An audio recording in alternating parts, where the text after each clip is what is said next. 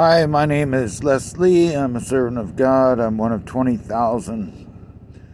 And I'm just going to give you a quick something to think about. Socrates was a man who was enlightened. And he was trying to enlighten his town, the city that he lived in. He would go out every day into the square, the center of town, and talk to people to try to get them to think higher, higher thoughts, that there's more out there to,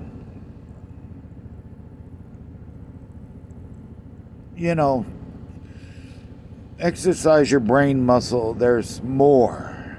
There's so much more.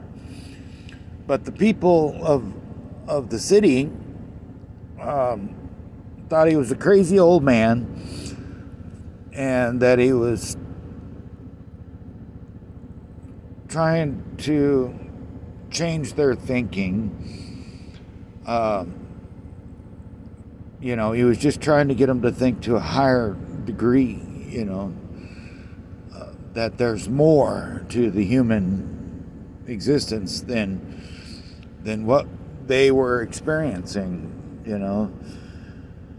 But they just got so fed up with him and his esoteric higher consciousness thinking, and that they took him to court. And long story short, they ended up finding him guilty, and the punishment was to put him to death because he would not shut up. Could you imagine that? Because he would not shut up. He would not stop trying to raise their consciousness, that they put him to death.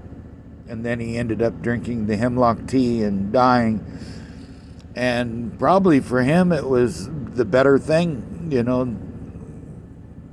Why live in a world that had such low conscious thoughts, that went nowhere, that did nothing, and humanity was stalled. And but in these times today, it's everywhere. People are speaking, raise your consciousness. We are more than our mortal bodies. We are eternal beings born into these human mortal bodies, and with amnesia. And now is the time of the awakening of consciousness. And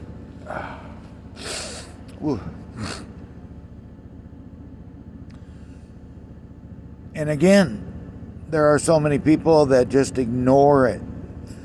They don't want anything to do with it, with that part of them.